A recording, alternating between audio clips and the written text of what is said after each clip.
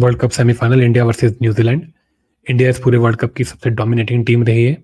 Batting, bowling और fielding तीनों के तीनों ऑन पॉइंट। बैट्समैन ने बहुत ही अच्छे रन बनाए हैं, सिवाय शायद एक मैच में जिसमें हमारी बैटिंग लड़खड़ा गई थी। लेकिन वहाँ पे बॉलिंग जो है वो बैटिंग से भी अच्छा परफॉर्म कर रही है। कहीं भी अगर बैटिंग की थोड़ा सा लैग रह जाता है तो बॉलिंग उसको कंपनसेट कर देती है। अभी तक वर्ल्ड कप ऐसा रहा है। फील्डिंग हमारी ठीक ठाक रही है, ना बहुत ही अच्छी ना बहुत ही बुरी, ठीक ठाक फील्डिंग रही है। फील्डिंग बस बुरी नहीं होनी चाहिए, वो हमारी नहीं है। तो इंडिया का जो ओवरऑल परफॉर्मेंस है वो बहुत ही बढ़िया है। इस वर्ल्ड कप के अंदर अगर कोई टीम डिज़र्व करती है पूरी तरह जीतना, वो सिर्फ़ और सिर्फ़ इंडिया है। लेकिन अगर उसके बावजूद भी अगर इंडिया ये वर्ल्ड कप नहीं जीतती है या सेमीफ़ाइनल या फाइनल में हार जाती है, जो फैन्स हैं उनको तो दुःख होगा ही होगा। लेकिन एक दिलासा रहेगा कि ये इंडिया अपने बैड लक की वजह से हारी है। ऐसा नहीं है कि इंडिया अच्छा क्रिकेट नहीं खेल रहा था। तो ये बात आपको माननी पड़ेगी कि इंडिया ने ज़बरदस्त क्रिकेट खेला है, बिल्कुल टॉप की टीम की तरह खेला है और एक चैंपियन टीम की तरह इंडिया खेली है। बात करते हैं न्यूज़ीलैंड की। न्यूज़ीलैंड का जो इस पूरे दौरान जैसे भी उनका परफ़ॉर्मेंस रहा है, वो थोड़ा-सा सरप्राइज़िंग रहा है। इस वर्ल्ड कप के अंदर वो जब आए थे तो उनसे ज़्यादा उम्मीदें नहीं थी, बट वो हमेशा उनके साथ ऐसे ही रहता है, वो हमेशा अंडरडॉग्स ही रहते हैं। कभी भी उनसे ज़्यादा एक्सपेक्टेशंस नहीं होती, लेकिन वो सरप्राइज़ करते हैं। पिछले कुछ सालों से वो कितने सेमीफ़ाइनल्स खेल चुके हैं, ये भी एक सोचने वाली बात है। अब न्यूज़ीलैंड ने इस बार जो परफ़ॉर्मेंस दिया है वर्ल्ड कप के अंदर, शुरू-शुरू में तो बहुत ही ज़बरदस्त चल रहे थे वो। उसके बाद एक डिप आया उनकी परफ़ॉर्मेंस में। थोड़ी देर टीम कॉम्बिनेशन के भी उनके इश्यूज़ चल रहे थे, क्योंकि कभी-कभी कप्तान खेलते हैं, कभी नहीं खेलते हैं। कभी वो चैपमैन को बीच में खिलाते हैं। तो इस तरह के कुछ चेंजेज़ जो हैं उनके वो चल रहे हैं। लेकिन उसके बावजूद भी न्यूज़ीलैंड की परफ़ॉर्मेंस मानना पड़ेगा बहुत ही अच्छी रहेगी। सबसे जो इम्पोर्टेंट परफ़ॉर्मेंस जो उनकी टीम में रहा है, एक तो ऑब्वियसली बॉलिंग में सैंटनर रहे हैं। वो तो एक वर्ल्ड क्लास स्पिनर है, शायद बेस्ट स्पिनर है लेफ्ट आर्म स्पिन के। अ, लेकिन जो रचिन रविंद्रा हैं उनके बैट्समैन, उन्होंने सबको सरप्राइज़ कर दिया इस पूरे वर्ल्ड कप में। शायद वो इस वर्ल्ड कप के find of the world cup रहेंगे। अगर ऐसा कोई अवार्ड मिलता है तो वो रचिन रविंद्रा को ही जाएगा। Amazing batting, amazing batting. उसके अलावा बॉलिंग भी करते हैं, बॉलिंग भी वो ठीक-ठाक कर लेते हैं। तो न्यूज़ीलैंड का अगर देखा जाए तो ओवरऑल उनका जो सफ़र है, वो कहा जाए तो मिक्स बैग रहा है। चौथे नंबर पे वो पहुँचे हैं क्वालीफ़ाई करके। लेकिन मैं ये कहना चाहूँगा कि जिस तरह की उनकी प्रॉब्लम्स रहीं, चाहे वो उनके खुद के कप्तान की रही हों, चाहे उनका मेन बॉलर हेनरी वो बाहर हो गए हैं, उनके साथ रही हो, चाहे थोड़े से कॉम्बिनेशन की प्रॉब्लम उनकी रही हो middle order lower middle order के अंदर। लेकिन फिर भी वो टीम बहुत डेंजरस टीम है और वो टीम जब अपने पूरे, जिसे कहते हैं ना, अपने पूरे शबाब पे खेलेगी, तब वो किसी भी टीम को हरा सकती है। इंडिया की तो ये वैसे ही बोगी टीम है, तो इंडिया को इनसे सँभल कर ही रहना पड़ेगा। अ, अब बात करते हैं जी थोड़ी-सी स्ट्रैटेजी की, कि न्यूज़ीलैंड इंडिया के खिलाफ क्या स्ट्रैटेजी आज़मा सकती है। जी देखिए, न्यूज़ीलैंड जो है वो श्योर शॉट अपनी बैटिंग के अंदर एक एक पर्टिकुलर स्ट्रैटेजी अपनाएगी और वो ये रहेगा कि इंडिया के पास क्योंकि सिर्फ़ 5 स्पेशलिस्ट बॉलर हैं, छठा बॉलर है नहीं, तो वो किसी न किसी 1 या 2 बॉलर को दे विल टेक ऑन। वो उन पे अटैक करेंगे और कोशिश करेंगे कि उनको बैकफुट पे ले जाएँ। उससे होगा ये कि रोहित शर्मा को बॉलर चेंज करने पड़ेंगे, लेकिन क्योंकि उनके पास 5 ही बॉलर हैं, तो उनको उन्हीं से 10, हर किसी से 10-10 ओवर डलवाने हैं। तो रोहित शर्मा को वो प्रेशर में लाएँगे और कोशिश करेंगे उस प्रेशर में लाने के बाद इंडिया के ऊपर दबाव बना कर के रन बनाए जाएँ। तो ये तो एक स्ट्रैटेजी बिल्कुल स्ट्रेट फॉरवर्ड दिख रही है, जो कि न्यूज़ीलैंड करेगी ही करेगी। देखिए, न्यूज़ीलैंड की एक ख़ासियत और भी है कि ये पूरी टीम एक टीम की तरह खेलती है। मतलब इनका कोई भी प्लेयर ऐसा नहीं होता जो कि जो टीम का जो स्ट्रैटेजी है, टीम का जो गोल है, उससे हट के खेले। सब एक ही डायरेक्शन में चलते हैं और यही सबसे डेंजरस बना देती है न्यूज़ीलैंड को। अगर कोई एक टीम ऐसे खेले कि भैया सब एक ही डायरेक्शन में, एक ही तरीके से और एक ही, जिसे कहते हैं ना, फ़ोर्स के साथ खेल रहे हैं, तो उनको बड़ा मुश्किल हो जाता है हराना। और न्यूज़ीलैंड की एक ख़ासियत है और इंडिया को यही चीज़ प्रॉब्लम देती है, यही चीज़ तंग करती है कि वो जो कंसिस्टेंटली जो है, वो एक ही तरीके से खेलते हैं।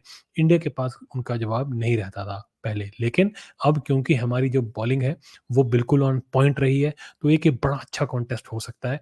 तो इंडिया पीछे नहीं हटेगा। इंडिया मुझे लगता है बहुत ही अच्छे से इन पे वापसी करेगा। 5 स्पेशलिस्ट बॉलर हैं ज़रूर, वो कोशिश करेंगे अटैक करने की, लेकिन जो बाकी बॉलर्स हैं वो वापसी कराने की पूरी कोशिश करेंगे और अब तक वर्ल्ड कप में उन्होंने वापसी कराई भी है।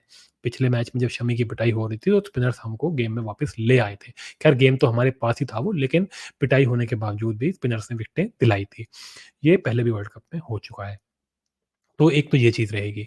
देखिए, जो उनकी बॉलिंग है, बॉलिंग में वो बड़े अंडररेटेड हैं, ठीक है ना? एक तो Southee, Boult, Lockie Ferguson, Santner, उसके बाद जो उनके फिलिप्स करते हैं, ऑफ स्पिनर्स फेंकते हैं। उनकी बॉलर देख कर के आपको ऐसा कभी भी नहीं लगेगा कि ये तो बहुत ही भैया खतरनाक बॉलिंग अटैक है और पता नहीं कितने एक्सप्रेस फास्ट बॉलर्स हैं और ये पता नहीं किस तरह के एक्सप्रेस बहुत ही ज़्यादा स्विंग करा देते हैं, सीम करा देते हैं, ऐसा नहीं होगा। लेकिन वो बड़े इफ़ेक्टिव हैं। वो अपनी स्ट्रैटेजीज़ बना के आते हैं और उनको एग्ज़ीक्यूट करते हैं। बोल्ट से बच के रहना पड़ेगा इंडिया के ओपनर्स को। लेफ्ट आर्म एक तो लेफ्ट आर्म फास्ट बॉलर हैं, बिल्कुल ऑन पॉइंट टारगेट रहते हैं वो बिल्कुल। रोहित शर्मा जो हैं, उनको इंडिया को स्टार्ट देना बहुत ज़रूरी है, बहुत-बहुत ज़रूरी है क्योंकि वही जो है टेम्पो सेट करते हैं और वो पहले 10 ओवर के अंदर ही आप ये समझ लीजिए 70% मैच जो है सामने वाली टीम से उड़ा के ले जाते हैं। तो रोहित शर्मा का बोल्ट को अच्छे से खेलना बहुत ज़रूरी है। At the same time Saudi, वो भी एक बहुत ही अच्छा परफ़ॉर्म करते हैं, बहुत ही कंसिस्टेंट परफ़ॉर्मर है, तो उन पे भी नज़रें रहेगी। तो हमको अपनी ओपनिंग की जो विकेट्स हैं रोहित शर्मा और शुभमन गिल, इनको सँभल के खेलना पड़ेगा but at the same time क्योंकि ये अटैकिंग खेलते हैं, तो इनको अटैक तो करना ही है। बट कोशिश यही करें कि ज़्यादा विकेटें ना जाएँ और 10 ओवर के अंदर-अंदर ज़्यादा से ज़्यादा स्कोर इंडिया बना ले, तब हम सेफ ज़ोन में चले जाएँगे। देखिए उसके बाद इनकी जो एक और स्ट्रैटेजी जो रहती है वो सैंटनर की बड़ी अच्छी रहती है कि सैंटनर जो है ना, वो बिल्कुल भी सामने वाली टीम के बैट्समैन को जो है रन नहीं बनाने देते। वो रिस्ट्रिक्ट करके रखते हैं और बॉलिंग जो है वो बिल्कुल जिसे कहते हैं ना एक फ्रस्ट्रेशन करने वाली जो एक बॉल होती है ना, वो उस लेंथ पे फेंकते हैं। वो लगातार कंसिस्टेंटली डालते रहते हैं, तो ये सैंटनर की खासियत है। तो वो भी ये काम ज़रूर करेंगे क्योंकि इंडिया में स्पेशली रोहित को और स्पेशली विराट कोहली को, उनको लेफ्ट आर्म स्पिनर के सामने थोड़ी-सी प्रॉब्लम होती है, ये हर कोई जानता है और सैंटनर इस बात को ज़रूर एक्सप्लॉइट करने की कोशिश करेंगे कि इंडिया को स्लो डाउन करें बीच के ओवर्स के अंदर और हो सके तो कोहली के विकेट प्रेशर के अंदर निकाल के ले जाएँ। तो यही इनकी प्लानिंग रहेगी। ऑफ स्पिनर भी कभी-कभी परेशान करते हैं हमारे विराट कोहली को और इस वजह से फिलिप्स भी अटैकिंग एक हो सकते हैं ऑप्शन। बट दूसरी तरफ श्रेयस अय्यर, केएल राहुल, ये दोनों स्पिन को ये भी बहुत अच्छा खेलते हैं, तो इनसे उम्मीद रहेगी कि ये स्पिनर्स को अच्छे से टैकल करें, स्पेशली श्रेयस अय्यर।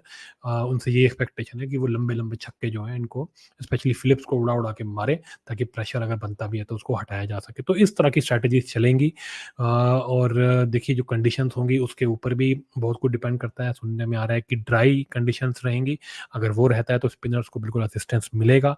तो ये देखने वाली बात रहती है कि कल ऐसा ऐसा हो जाता है कि उनके स्पिनर्स और हमारे स्पिनर्स के बीच में अगर कॉम्पिटिशन हो जाता है, तो देखिए हमारे पास 2 लेफ्ट आर्म स्पिनर्स हैं, कुलदीप और जडेजा, दोनों वर्ल्ड क्लास स्पिनर्स हैं, दोनों मैच विनिंग स्पिनर्स हैं और इस बड़े ज़बरदस्त फॉर्म में चल रहे हैं। उनसे तो मैं कहूँगा थोड़े हैवी ही हैं क्योंकि उनके पास सैंटनर भी हैं और फिलिप्स भी है। फिलिप्स जी को है, आप उसको एक फुल टाइम स्पिनर नहीं कह सकते, तो इसलिए मैं अपना पलड़ा बाहर ही रखूँगा। तो अगर ड्राई विकेट होती है, तो आई एम श्योर इंडिया को उसमें बेनिफिट रहेगा। तो ये बात हो गई अब स्ट्रैटेजीज़ की। देखिए अब इस बारे में भी थोड़ा डिस्कस करते हैं कि जो हमारी जो जर्नी रही है और जो न्यूज़ीलैंड की जर्नी रही है, उसके अंदर जो भी आपने पॉज़िटिव या नेगेटिव्स देखे, उसके बारे में हम कर सकते हैं। जैसे कि मैंने बताया था कि न्यूज़ीलैंड की जो जर्नी रही है, उसके अंदर यही है, कुछ कॉम्बिनेशन के इश्यूज़, कुछ इंजरी के इश्यूज़ उनके साथ रहे हैं। हमारे साथ भी एक इंजरी का बहुत बड़ा इश्यू रहा है हार्दिक पांड्या का। जो हमारे मेन ऑलराउंडर थे वो बाहर हो चुके हैं। बट कॉम्बिनेशन वाइज़ हमारी जो टीम थी वो बड़ी सॉर्टेड थी। तो इस मामले में अगर आप देखा जाए तो हमारा एक अपर हैंड रहा है पूरे कॉम्पिटिशन के अंदर और हमारा जो ये एक सेट कॉम्बिनेशन है इसके साथ हमने बहुत सारे मैचेस खेल के जीत लिए हैं।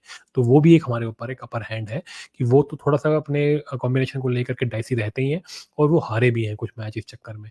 तो एक वहाँ वहाँ पर भी हमारे को एज मिलता है। तो देखिए ओवरऑल मुझे लगता है कि ये जो कल का मैच होगा ये इंडिया के फ़ेवर में जाना चाहिए। ये इंडिया चाहे टॉस जीते या हारे, इंडिया इसको जो है अपने बॉलर्स और अपने बैट्समैन से और अपने फ़ील्डर्स से इस मैच के अंदर पूरा दबाव बना के रखना चाहेगी और इस मैच को जीतना चाहेगी।